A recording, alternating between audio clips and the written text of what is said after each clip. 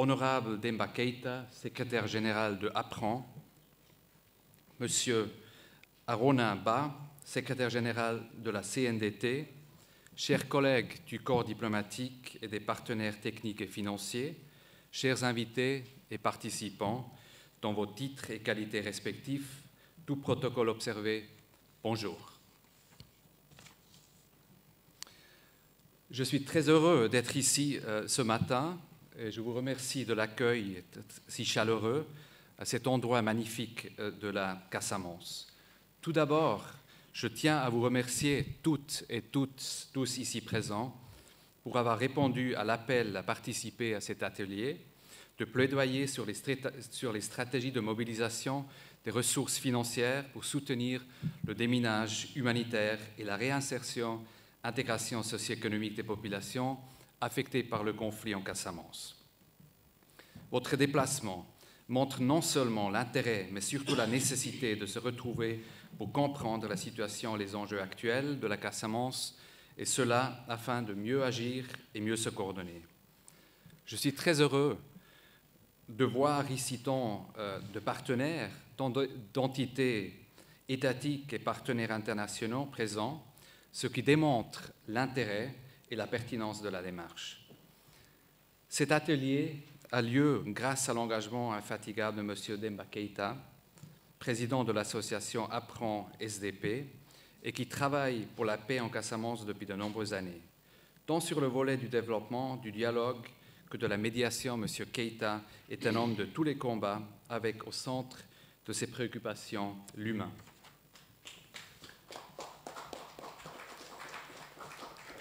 Comme vous le savez, le conflit en Casamance a eu beaucoup de conséquences sur les populations et le développement socio-économique de cette région. Cependant, depuis son accession au pouvoir en 2012, Son Excellence, le président Macky Sall, a fait de la paix définitive en Casamance l'une de ses priorités. Par ailleurs, bien que les tractions pour un règlement du conflit n'aient jusqu'alors pas abouti à un accord définitif, la situation est en train de s'améliorer depuis quelques années et cela se matérialise par une dynamique de retour des populations déplacées et réfugiées, une mise en œuvre des activités de dépollution des terres ou encore la réalisation d'infrastructures communautaires. Et n'oublions pas qu'en ce qui concerne le déminage, le Sénégal a obtenu, dans le cadre du processus lié à la Convention d'Ottawa, une prolongation jusqu'à fin 2025 pour pouvoir achever la dépollution. C'est dans ce contexte favorable que l'ambassade de Suisse a bien voulu répondre à l'appel et a décidé d'accompagner, avec nos moyens modestes, cette activité.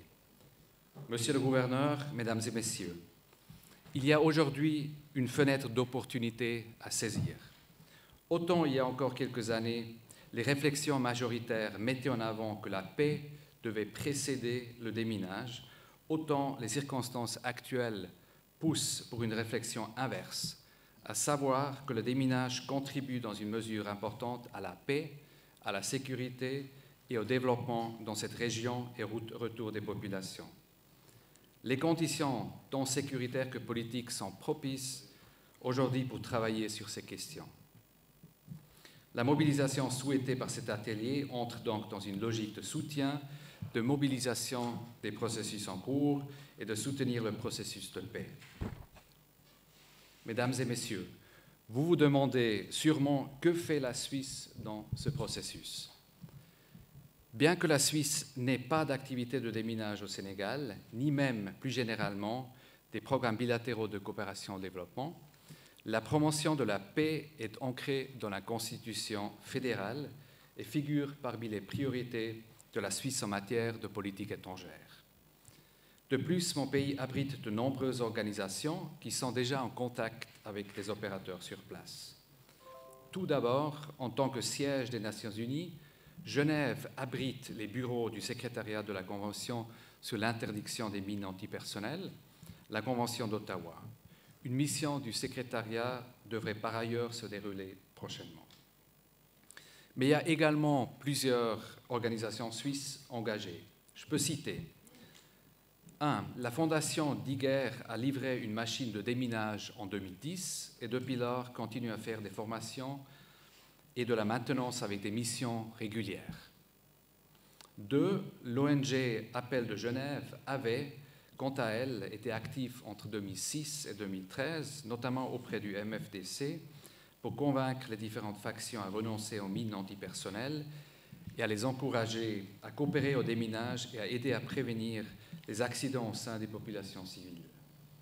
3. Et plus récemment, le Centre international de déminage humanitaire de Genève, que la Suisse soutient financièrement, coopère avec le CNAMS dans plusieurs projets de renforcement de capacité, les procédures de remise aux populations des terres et d'autres projets potentiels à venir. 4. Le Centre pour le dialogue humanitaire HT a son siège également à Genève. Madame Diouf, ici présente, mène un travail très important avec son équipe et présentera leurs activités tout à l'heure. 5. Et finalement, le Comité international de la Croix-Rouge, CICR, organisation humanitaire clé fondée il y a 160 ans par un citoyen suisse à Genève, organisation qui vient en aide aux victimes de violences en Casamance et en Guinée-Bissau, promeut le droit international humanitaire, fait des visites de détenus et beaucoup plus.